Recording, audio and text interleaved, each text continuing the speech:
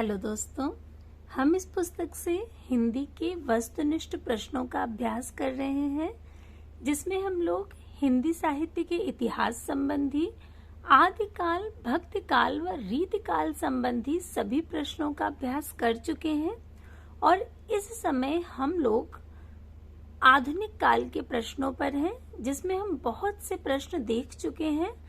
जहां तक हमने प्रश्नों को देख लिया था, उसके आगे आज शुरुआत करेंगे।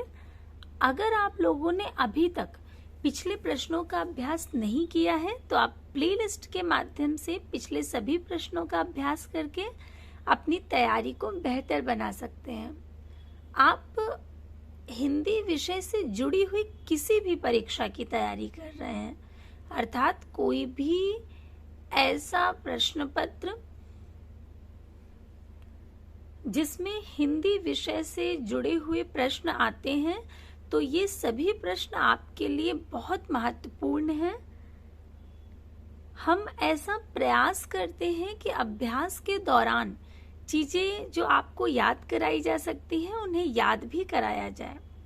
तो अगर आप लोग पिछले सभी प्रश्नों का अभ्यास कर लेंगे, तो आगे की चीजें समझने में और आगे के प्रश्न तैयार करने में आपको बहुत आसानी रहेगी। प्लेलिस्ट का लिंक आपको डिस्क्रिप्शन बॉक्स में मिल जाएगा। पीडीएफ के लिए आप लोग टेलीग्राम चैनल से जुड़ सकते हैं, उसका लिंक भी आपको डिस्क्रिप्शन बॉक्स में मिलेगा। तो अभी हम प्रश्न देखते हैं। जहां तक देख चुके थे उसके आगे प्रश्न संख्या 1413 हमने पिछली क्लास में देखा था कि हालावाद का प्रवर्तक कौन है। तो हालावाद के प्रवर्तक कौन है? हरिवंश राय बच्चन जी हैं। इन्हें प्रेम और मस्ती का काव्य भी इनके काव्य को कहा जाता है और बच्चन सिंह जी को हिंदी का बायरन भी कहा जाता है। यहाँ तक हमने देख लिया था। अब अगला प्रश्न है, जिसमें कुछ एक पंक्ति दी गई है और पूछा गया है कि उक्त पंक्ति किस कृति से ली गई है? मधुशाला से, मधुबाला से, पलाशवन से या मधुकलश से? पंक्ति है कि शत्रु मेरा बन गया है छल रहित व्यवहार मेरा। बहुत प्रसिद्ध पंक्ति है। पूरी पंक्ति इस तरह से है कि मैं छुपाना जानता तो जग मुझे साधु समझता, शत्रु मेरा बन गया है छल रहित व्यवहार मेरा। कितनी सुंदर पंक्तियां हैं और ये सुंदर सी पंक्तियां हैं मधुकलश की। विकल्प डी बिल्कुल सही होगा। शत्रु मेरा बन गया है छल रहित व्यवहार मेरा। उक्त पंक्ति मधुकलश काव्य कृति से ली गई है और यह हरिवंश राय बच्चन की काव्य कृति है। इनकी जो पंक्तियां हैं, अन्य पंक्ति मधुशाला की प्रसिद्ध पंक्ति नीचे दी गई है कि सूर्य बने मधुका विक्रेता, सिंधु बने घट जल हाला। और मधुबाला की एक प्रसिद्ध पंक्ति दी गई है कि बस एक बार पूछा जाता है यदि अमृत से पड़ता पाला। तो मधुशाला और मधुबाला की एक प्रसिद्ध पंक्ति दी गई है।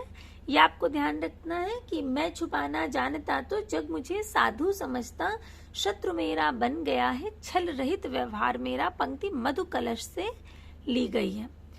अगला जो प्रश्न है वो है कि हिंदी काव्य में मानसलवाद के प्रवर्तक कौन माने जाते हैं? तो हिंदी काव्य में मानसलवाद के प्रवर्तक हैं रामेश्वर शुक्ल अंचल। विकल्प ए बिल्कुल सही होगा। इसके अतिरिक्त हरिवंश राय बच्चन, सुमित्रानंदन पंत व जयशंकर प्रसाद ये अन्य विकल्प हैं, लेकिन विकल्प ए बिल्कुल सही है। रामेश्वर शुक्ल अंचल को मानसलवाद का प्रवर्तक माना जाता है और हालावाद के प्रवर्तक कौन है? हरिवंश राय बच्चन। हिंदी काव्य में रामेश्वर शुक्ल अंचल मानसलवाद के प्रवर्तक माने जाते हैं।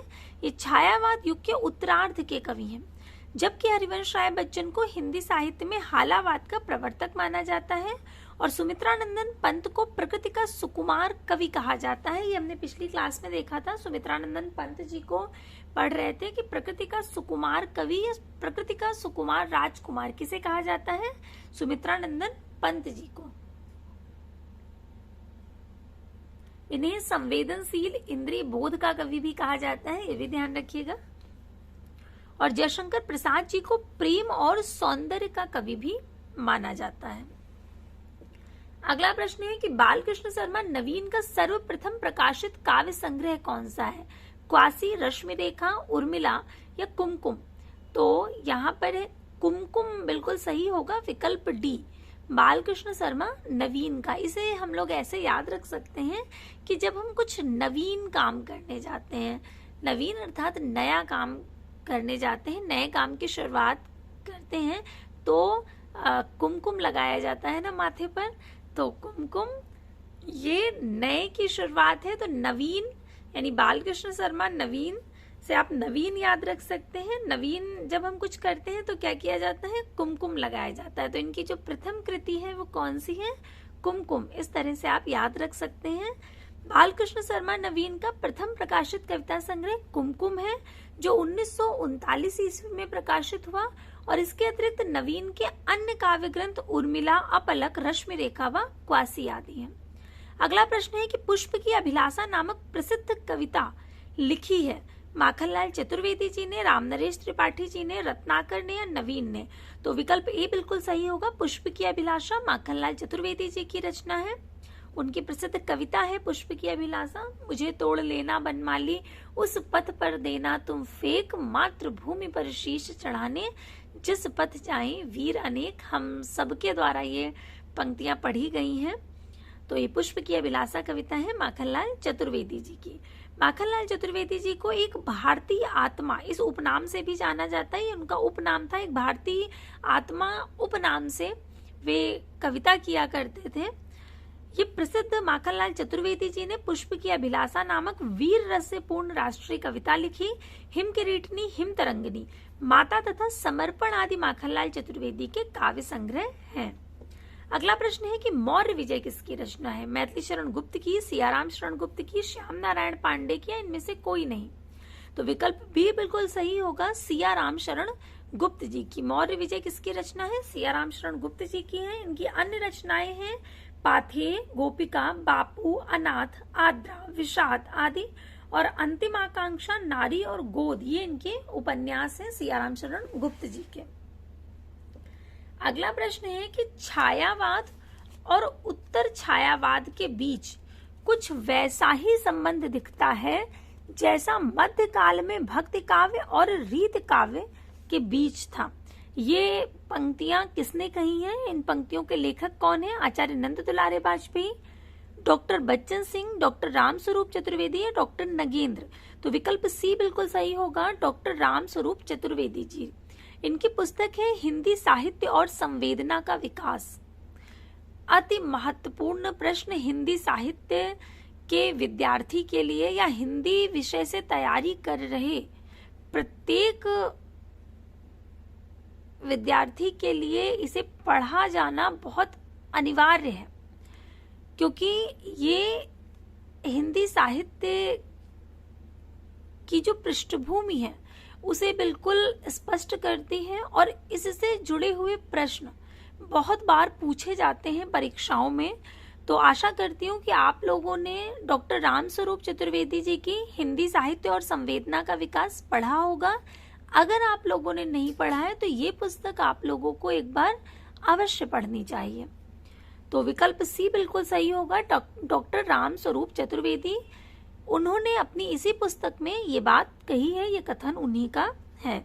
अगला प्रश्न है निम्नलिखित विकल्पों में से किनका संबंध माखनलाल चतुर्वेदी से है, सिपाही, दैनिकी, आद्रा या पुष्प की अभिलाषा।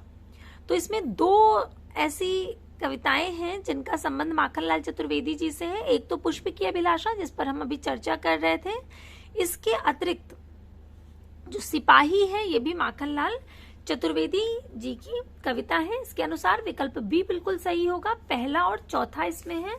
निम्नलिखित विकल्पों में सिपाही और पुष्प की अभिलाषा का संबंध माखनलाल चतुर्वेदी जी से है, जबकि आद्रा और दैनिकी काव्य संग्रह जो है वो सियाराम शरण गुप्त जी के हैं। अगला प्रश्न है जिसमें एक पंक्ति दी गई है और पूछा गया है ये ध्येय वाक्य का संबंध किस काव्य रचना से है। पंक्ति है सिंघानल से हिंसानल से शांत नहीं होगा हिंसानल। फिर से देखिए पंक्ति है हिंसानल से शांत नहीं होगा हिंसानल, अर्थात हिंसा का विरोध किया गया है। ये पंक्ति है उन्मुक्त की, विकल्प सी बिल्कुल सही होगा। अन्य विकल्प है कुरुक्षेत्र, जयद्रथ वध व अशोक की चिंता। सियाराम शरण गुप्त जी की रचना है उन्मुक्त। जिसमें ये पंक्ति आती है, ये उसका ध्येय वाक्य है। हिंसा का विरोध किया गया है और गांधीवाद की स्थापना की गई है इस पूरे काव्य में। बहुत सुंदर काव्य है इनका।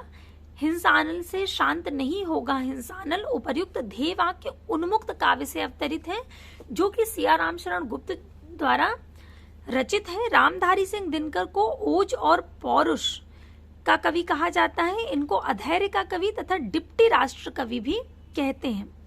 इनकी जो कृतियां हैं वे हैं प्रणभंग, रेणुका, हुंकार, सामधेनी, कुरुक्षेत्र, उर्वशी, मिट्टी की ओर, अर्धनारीश्वर, रेती के फूल, संस्कृति के 4 अध्याय। मैथिली शरण गुप्त को हरिगीतिका छंद का बादशाह भी माना जाता है। इसको हम लोगों ने इस तरह से याद किया था, मैथिली ठाकुर जो गायिका हैं वे हर गीत गा सकती हैं। मैथिली ठाकुर से हमने मैथिली शब्द लिया था और हर गीत गा सकती हैं से हमने हरिगीतिका शब्द लिया था। इस तरह से हम याद रखेंगे कि मैथिली शरण गुप्त जी को हरिगीतिका छंद का बादशाह कहा जाता है। इस तरह से आप याद रख सकते हैं। फिर कहूंगी कि अगर आप लोगों ने पिछली सारी क्लास देखी है और सारे प्रश्नों का अभ्यास किया है तो आगे की चीजें समझने में आपको बहुत आसानी रहेगी। इसलिए आप लोगों को एक बार अवश्य पिछले सभी प्रश्नों का अभ्यास कर लेना चाहिए। अब अगला प्रश्न है कि निम्नलिखित में से कौन कौन से कवि उत्तर छायावाद से संबद्ध हैं? राम नरेश त्रिपाठी, रामेश्वर शुक्ल अंचल, बालकृष्ण शर्मा नवीन और भारत भूषण अग्रवाल। तो इनमें से रामेश्वर शुक्ल अंचल, बी विकल्प और बालकृष्ण शर्मा नवीन ये उत्तर छायावाद से संबद्ध हैं। तो बी और सी सही है। इसके अनुसार विकल्प सी बिल्कुल सही होगा क्योंकि इसमें बी और सी आ रहा है। रामेश्वर शुक्ल अंचल और बालकृष्ण शर्मा नवीन ये उत्तर छायावाद से संबद्ध हैं, जबकि राम नरेश त्रिपाठी द्विवेदी मंडल के बाहर व दूसरे स्वच्छंदतावादी कवि हैं तथा भारत भूषण अग्रवाल प्रयोगवादी कवि हैं। रामेश्वर शुक्ल अंचल की रचनाएं हैं मधुलिका, अपराजिता, किरण बेला, करील, लाल चूनर, वर्षांत के बादल आदि। वहीं बालकृष्ण शर्मा नवीन जी की रचनाएं हैं कुमकुम, रश्मि रेखा, अपलक, क्वासी और राम नरेश त्रिपाठी जी की मिलन, पथिक, मानसी। तो भारत भूषण अग्रवाल जी की है छवि के बंधन, जागते रहो, मुक्ति मार्ग आदि। अगला प्रश्न है कि छायावाद तत्वतः प्रकृति के बीच जीवन का उद्गीत है। यह उद्घोष किसका है? महादेवी वर्मा जी का, नंद दुलारे वाजपेयी जी का, जयशंकर प्रसाद का या रामविलास शर्मा जी का? तो ये उद्घोष है महादेवी वर्मा जी का। जब हम लोगों ने छायावाद की शुरुआत की थी, छायावाद के प्रश्नों का अभ्यास आरंभ किया था, तब हमने पढ़ा था कि छायावाद को विभिन्न विद्वानों ने अपने अपने मत के अनुसार परिभाषित किया है, जिसमें महादेवी वर्मा जी की ये प्रसिद्ध परिभाषा है कि छायावाद तत्वतः प्रकृति के बीच जीवन का उद्गीत है। इसके अतिरिक्त नंद दुलारे वाजपेयी जी मानव अथवा प्रकृति के सूक्ष्म किंतु व्यक्त सौंदर्य में आध्यात्मिक छाया के भान को छायावाद मानते हैं। हमने ध्यान रखा था इस तरह से कि आध्यात्मिक छाया की बात कौन करता है? नंद दुलारे वाजपेयी जी। वहीं जयशंकर प्रसाद जी स्वानुभूतिमयी अभिव्यक्ति की बात करते हैं कि जब वेदना के आधार पर स्वानुभूतिमयी अभिव्यक्ति होने लगी तब हिंदी में उसे छायावाद के नाम से अभिहित किया गया। वहीं रामविलास शर्मा जी कहते हैं कि छायावाद स्थूल के प्रति सूक्ष्म का विद्रोह नहीं रहा। इसे हमने पढ़ा था कि पहले डॉक्टर नगेंद्र ने कहा था कि छायावाद स्थूल के प्रति सूक्ष्म का विद्रोह है, जिसका खंडन रामविलास शर्मा जी ने किया और कहा कि छायावाद स्थूल के प्रति सूक्ष्म का विद्रोह नहीं रहा, वरन थोथी नैतिकता, रूढ़िवाद और सामंती साम्राज्यवादी बंधनों के प्रति विद्रोह रहा है। अगला प्रश्न है कि नौका विहार कविता में गंगा की लहरों के बीच चांद के प्रतिबिंब के लिए किस प्रकार की नायिका का उल्लेख है? मुग्धा, नवोड़ा, वासक सज्जा, खंडिता या अभिसारिका? तो मुग्धा विकल्प ए बिल्कुल सही होगा। नौका विहार कविता आपने पढ़ी होगी, उसमें किस तरह से कवि ने उसे नायिका के रूप में चित्रित किया है, तो और कौन सी नायिका के रूप में चित्रित किया है? तो मुग्धा नायिका के रूप में चित्रित किया है। सैकत सैया पर दुग्ध धवल, तनवंगी गंगा ग्रीष्म विरल। बैठी थी श्रांत क्लांत निश्चल। इस तरह से ये नौका विहार की पंक्तियां हैं कुछ जो अभी याद आई। बहुत सुंदर है नौका विहार। सुमित्रानंदन पंत की जो अन्य कृतियां हैं वे उच्छ्वास, ग्रंथि, वीणा, पल्लव, गुंजन, युगांत, युगवाणी, ग्राम्या, चिदम्बरा, कला और बूढ़ा चांद, अतिमा, लोकायतन इत्यादि हैं। और लोकायतन नायक महाकाव्य महात्मा गांधी के जीवन पर लिखा गया तथा चिदम्बरा के लिए पंत को भारतीय ज्ञानपीठ पुरस्कार प्राप्त हुआ। अगला प्रश्न है, कामायनी में मनु ने श्रद्धा को क्या कहकर संबोधित किया है? तो कामायनी में मनु ने श्रद्धा को वसंत के दूत के रूप में संबोधित किया है। विकल्प डी बिल्कुल सही होगा। अन्य विकल्प है तरंगों से फेंकी मणि, ये तो श्रद्धा ने कहा था मनु को। कौन तुम विस्तृत नभ से तीर तरंगों से फेंकी मणि, एक कर रहे निर्जन का चुपचाप, प्रभा की धारा से अभिषेक। इस तरह से कुछ पंक्तियां हैं, अभी बिल्कुल स्पष्ट याद नहीं आ रही हैं। तो ये लेकिन तरंगों से फेंकी मणि जो कहा था वो कहा था श्रद्धा ने मनु को, जबकि मनु ने वसंत के दूत के रूप में श्रद्धा को चित्रित किया है। विकल्प डी बिल्कुल सही होगा। इसकी जो पंक्तियां हैं वे इस तरह से हैं, कौन तुम वसंत के दूत, विरस पतझड़ में अति सुकुमार। इस तरह से वे जो मनु है वह श्रद्धा को देख करके कहते हैं। कामायनी में मनु ने श्रद्धा को वसंत के दूत कहकर संबोधित किया है। कामायनी जयशंकर प्रसाद की कृति है। इसमें 15 सर्ग हैं और उन 15 सर्गों का क्रम बहुत महत्वपूर्ण है। पहले भी आपसे कह चुकी हूँ कि वो क्रम आपको बिल्कुल याद होना चाहिए। और अभी हम अभ्यास के दौरान ही ये क्रम इतने बार देख चुके हैं, इतने बार पढ़ चुके हैं कि अगर आपने ध्यान से क्लास को सुना ही है, केवल देखा भी नहीं है और आप सुन रहे हैं ध्यान से, तो ये क्रम आपको याद हो गया होगा कि चिंता, आशा, श्रद्धा, काम, वासना, लज्जा, कर्म, ईर्ष्या, इड़ा, स्वप्न, संघर्ष, निर्वेद, दर्शन, रहस्य, आनंद। कामायनी में जो प्रधान रस है वो शांत निर्वेद है और इसमें इड़ा जो है वो बुद्धि का और कुमार मानव का प्रतीक है। इसमें मुख्यतः समरसतावाद, आनंदवाद, दर्शन है। कामायनी में प्रारंभ से लेकर वासना तक सर्गों का सही क्रम, देखिए अभी आपसे कह रहे थे कि क्रम बहुत महत्वपूर्ण है और प्रश्न में पूछा जाता है, क्रम से प्रश्न आते हैं और तुरंत ही देखिए प्रश्न आ गया। विकल्प सी बिल्कुल सही होगा, चिंता, आशा, श्रद्धा, काम, वासना, यही क्रम है। चिंता, आशा, श्रद्धा, काम, वासना, लज्जा, कर्म। तो कामायनी में प्रारंभ से लेकर वासना तक सर्गों का सही क्रम चिंता, आशा, श्रद्धा, काम, वासना है। और कामायनी महाकाव्य जयशंकर प्रसाद का है। शांतिप्रिय द्विवेदी जी ने कामायनी को छायावाद का उपनिषद कहा। ये प्रश्न पूछा जाता है कि किसने कामायनी को छायावाद का उपनिषद कहा है, तो शांतिप्रिय द्विवेदी जी ने। जयशंकर प्रसाद प्रेम और सौंदर्य के कवि माने जाते हैं। प्रसाद की जो अन्य प्रमुख कविताएं हैं वे उर्वशी, वनमिलन, प्रेमराज, अयोध्या का उद्धार, शोकोच्छ्वास, बब्रुवाहन, कानन कुसुम, प्रेम पथिक, चित्राधार, झरना, आंसू, लहर आदि हैं। अगला प्रश्न है कि डॉक्टर रामविलास शर्मा के अनुसार राम की शक्ति पूजा में किन 2 कविताओं का सार तत्व है? डॉक्टर रामविलास शर्मा जी राम की शक्ति पूजा को 2 कविताओं का सार तत्व मानते हैं। वे 2 कविताएं जो कि उनकी हैं तुलसीदास और सरोज स्मृति, यानी निराला की तुलसीदास और सरोज स्मृति का सार तत्व वे राम की शक्ति पूजा को मानते हैं। कौन? डॉक्टर रामविलास शर्मा जी। तो विकल्प ई जो है ये बिल्कुल सही होगा कि डॉक्टर रामविलास शर्मा के अनुसार राम की शक्ति पूजा में तुलसीदास और सरोज स्मृति इन 2 कविताओं का सार तत्व है। सूर्यकांत त्रिपाठी निरालाकृत राम की शक्ति पूजा लंबी कविता का उपजीव्य बांग्ला ग्रंथ कृतवास रामायण है और निरालाकृत तुलसीदास 101 छंदों में रचित खंड काव्य है और सरोज स्मृति को हिंदी का प्रथम शोक गीत माना जाता है। सूर्यकांत त्रिपाठी निराला की प्रमुख जो कविताएं हैं वे अनामिका, परिमल, गीतिका, कुकुरमुत्ता, अड़िमा, बेला, नए पत्ते, अर्चना, आराधना, गीत गुंज व सांध्य काकली आदि हैं। अगला प्रश्न है कि कामायनी में श्रद्धा किस गोत्र की है? लज्जा, काम, आशा, निर्वेद या आनंद? तो श्रद्धा काम गोत्र की है, इसीलिए उसे कामायनी भी कहा जाता है, जो कि ग्रंथ का नाम ही है कामायनी। कामायनी में श्रद्धा काम गोत्र की है।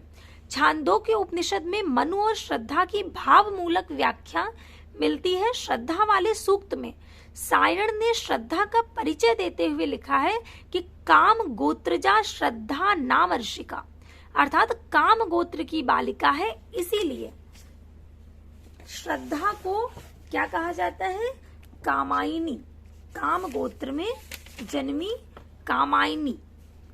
जयशंकर प्रसाद ने पौराणिक कथा को लेकर कामायनी की रचना की। मनु स्मृति में श्रद्धा और मनु को मनुष्य के विकास का प्रथम पुरुष कहा गया है।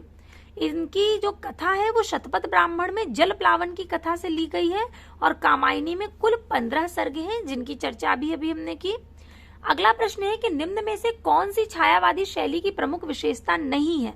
गीत प्रधानता, लाक्षणिकता, प्रतीकात्मकता, तत्सम बहुलता या इतिवृत्तात्मकता। तो विकल्प ई इतिवृत्तात्मकता बिल्कुल सही होगा, क्योंकि इतिवृत्तात्मकता ये द्विवेदी युगीन काव्य की महत्वपूर्ण विशेषता है, न कि छायावाद की। अगला प्रश्न है कि किस विकल्प में रचना और उसका प्रकाशन वर्ष सही नहीं है? जूही की कली 1916 बिल्कुल सही है। युगांत 1936 सही है। कामायनी प्रसाद का 1938 में प्रकाशित हुआ, ये गलत है, क्योंकि कामायनी 1938 में नहीं अपितु 1935 ईस्वी में प्रकाशित हुआ था। और यामा महादेवी वर्मा का 1940 ईस्वी में प्रकाशित हुआ था। विकल्प सी बिल्कुल सही होगा, कामायनी 1938, क्योंकि ये गलत है और इसमें गलत ही पूछा गया है। कामायनी 1935 ईस्वी में प्रकाशित हुई, जो कि जयशंकर प्रसाद की कृति है। युगांत 1936 में प्रकाशित हुई, जो कि सुमित्रानंदन पंत की कृति है। जूही की कली 1916 में प्रकाशित हुई, जो कि सूर्यकांत त्रिपाठी निराला जी की कविता है। और इस कविता को आरंभ में महावीर प्रसाद द्विवेदी जी, गलती से महादेवी वर्मा निकल गया, महावीर प्रसाद द्विवेदी जी ने इसे छापने से मना कर दिया था और इस पर अश्लीलता का आरोप लगाया था और इसे वापस कर दिया था। तो ये भी ध्यान रखिएगा कि निराला की कौन सी कविता है जिसे वापस कर दिया था महावीर प्रसाद द्विवेदी जी ने, तो जूही की कली। और यामा, जो कि 1940 में प्रकाशित हुई, महादेवी वर्मा जी की कृति है। अगला है छायावाद के संदर्भ में निम्नलिखित में से कौन सा कथन असत्य है? पहला है छायावादी कवियों ने प्रधान रूप से प्रणय की अनुभूतियों को व्यक्त किया है, तो ये गलत है, पहला ही इसलिए सही है, ऐसा नहीं है। छायावाद में प्रणय की प्रधानता नहीं है। अगला है छायावादी भावबोध, स्वानुभूति और सौंदर्य प्रधान कल्पना द्वारा निर्मित हुआ है, बिल्कुल सही है। जब हम प्रसाद जी की परिभाषा देखते हैं छायावाद की, तो उसमें भी यही बात आती है कि स्वानुभूतिमयी अभिव्यक्ति जो है वो छायावाद है। तो यहाँ पर भी स्वानुभूति की बात की गई है, तो ये सही है। छायावादी कवि निराला की अनुभूति शैव दर्शन में परिणत होती चली जाती है, ये भी सही है। छायावादी कविता द्विवेदी युगीन, नीरस, उपदेशात्मक और स्थूल आदर्शवादी काव्यधारा के विरुद्ध विद्रोह के रूप में प्रवाहित हुई है, ये भी सही है। इसके बाद जो अगला प्रश्न है वो है कि छायावाद के संदर्भ में इनमें से कौन सा कथन गलत है? तो देखते हैं कौन सा गलत है। पहला है छायावाद को अपना समर्थ आलोचक नंद दुलारे वाजपेयी के रूप में मिला, सही है। छायावाद के समानांतर चलने वाली प्रेम और मस्ती की काव्यधारा के एक प्रमुख कवि हरिवंश राय बच्चन है, ये भी सही है। छायावाद की राष्ट्रीय सांस्कृतिक काव्यधारा के एक प्रमुख कवि राधा कृष्ण दास हैं, ये गलत है। राधा कृष्ण दास जी ये छायावाद के कवि हैं ही नहीं, ये भारतेंदु युग के हैं। आपको याद होगा हमने इनके विषय में पढ़ा था, राधा कृष्ण दास जी के विषय में। ये भारतेंदु जी के फुफेरे भाई हैं राधा कृष्ण दास, और ये भारतेंदु युग के हैं, इसलिए गलत है। अतः ये सही होगा, क्योंकि इसमें गलत ही पूछा गया है कि गलत कौन सा है, तो विकल्प सी बिल्कुल सही होगा। चौथा है महादेवी वर्मा ने अज्ञात प्रीतम के प्रति प्रणय निवेदन किया है, तो ये सही है।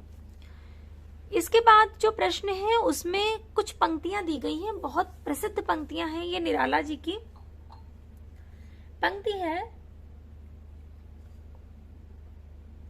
दुख ही जीवन की कथा रही, क्या कहूं आज जो नहीं कही। उपर्युक्त पंक्तियां किस कविता से ली गई हैं?